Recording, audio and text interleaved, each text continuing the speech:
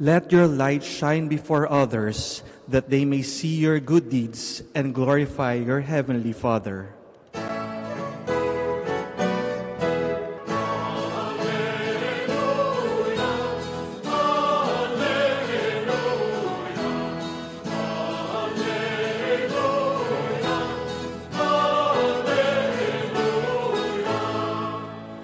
The Lord be with you. And with your spirit. A reading from the Holy Gospel according to Saint Luke.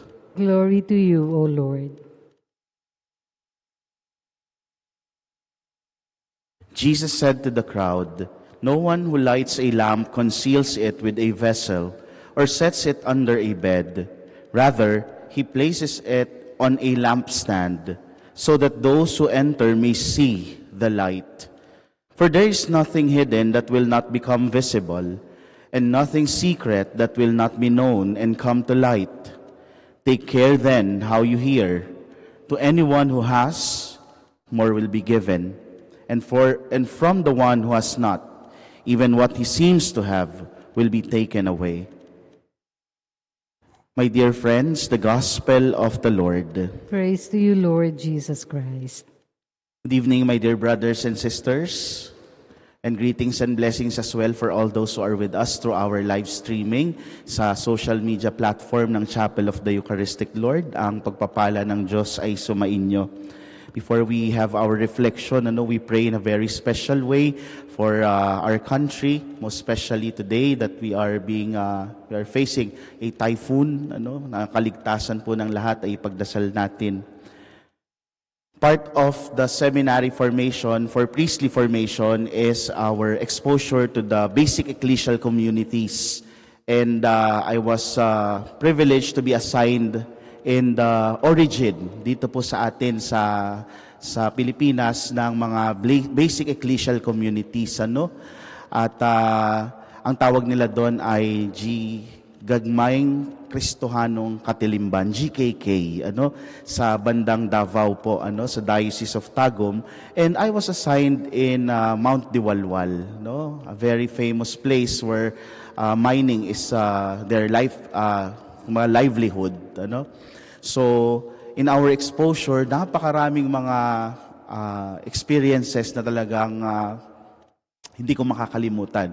Apart from the good weather, and syempre, napaka na po ng kalikasan, doon ko naranasan na matulog sa ibabaw ng gilingan ng mga bato. Kasi ginigiling po nila yung bato doon sa, tapos sabi ko, kaya ko palang matulog sa ganong kaingay.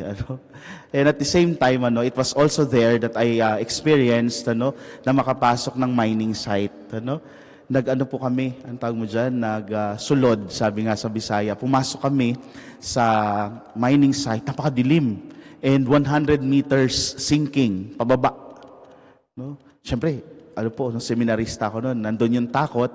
Pero one of the instructions that was given to us was, yung aming light, yung ilaw, ay dapat yung headlight, yung nakasuot po dito, at nandito po sa may bandang noo yung ilaw. Sabi ko, bakit hindi ba pwedeng flashlight? Noong na-realize ko, kasi nga hahawak kami sa mga hagdan, at sobrang dilim. So, ibig sabihin, napaka-helpful na yung nasa unahan yung ilaw, nag-guide kaagad kami kung saan kami pupunta. At doon, nagpukpok din kami ng mga bato, nagtibag kami ng mga ganyan, pero napakadilim. But because of the light given to us by our headlamps, ay nakita namin kung ano yung mga dadaanan namin. And it brings me to a reflection like that of the gospel for today. Jesus is telling us about the light. In life, especially in times of darkness, we need light. Kailangan natin ng ilaw. And what is light? Biblically, when we talk about light, some commentaries would say that this gospel pertains to the good works that people can do so that people can see it, maging example. Wala naman pong mali doon. But when we talk about the Bible, the biblical scholars would say that light is a theophany. In the Old Testament, light is a theophany. Ano ibig sabihin ng theophany? Pagpapamalas ng Diyos, a manifestation of God. Remember, when God talked to Moses, No, he talked to him through a burning bush. No, sa liwanag ng burning bush. There was this hurling lightning in the storm, a dazzling light, and God's clothing, which symbolize God's majestic, benevolent, and protecting presence. No, yung presensya ng Diyos. Not to mention also yung the story of creation, hindi ba? When God created everything, He created first light. No? Nilikha niya ang liwanag. And fast forward ng kaunti in the New Testament, Jesus, no, is the symbol of that light. Jesus as the light of the world. Remember the events of Transfiguration, when Jesus, no, was transfigured before Peter and the other apostles, and He became dazzling white. Ano? At sa ministry ng ating Panginoon, sa Kanyang pagpapagaling, lalo na ng mga may sakit, remember that many healing episodes of Jesus was to make the blind see. And light plays a big role in that. Ano? Nung nagkaroon ng liwanag sa paningin ng mga bulag, sila ay nakakita. No? And it symbolizes the fulfillment of God's promise and enduring light for the world. Jesus as our light. That is why we celebrate Him every Easter season, no, Easter Sunday, yung Easter Vigil, remember, no? We bless new light, and that is the symbolism of Christ as our light. The whole of the Scripture, in the whole of the Scripture, God is the light. Why should we disperse the light? Bakit kailangan nating ikalat, ibahagi ang ilaw? No? Because God Himself is the light. Ibinabahagi natin mismo ang Diyos, ibinabahagi natin mismo si Jesus. No? Then, how should we disperse the light?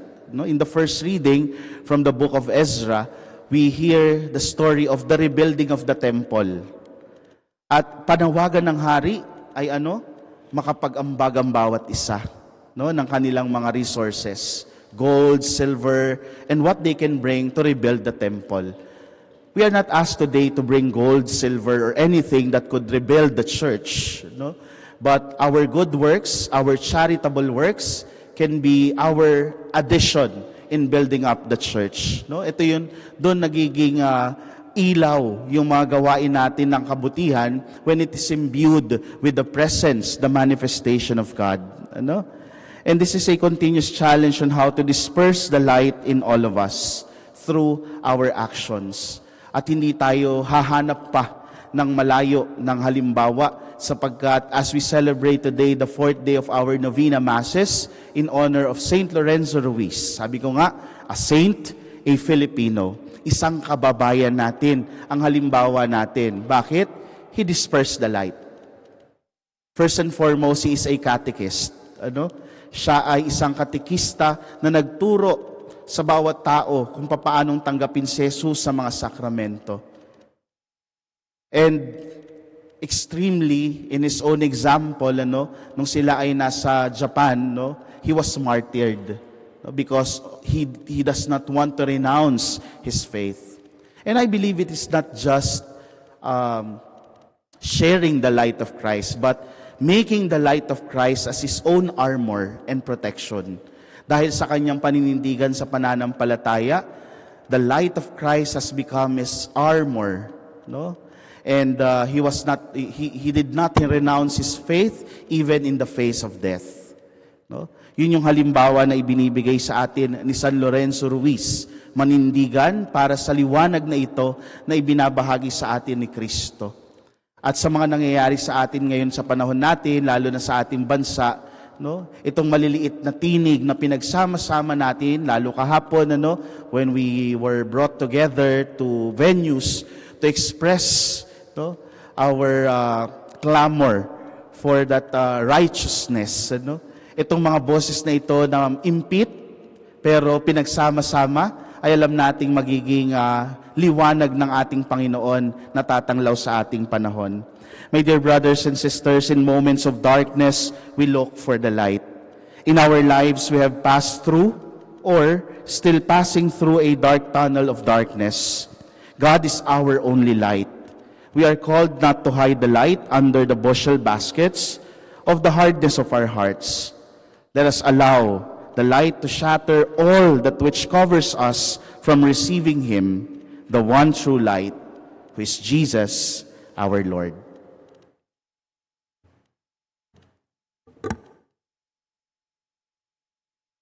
Prayer of the Faithful.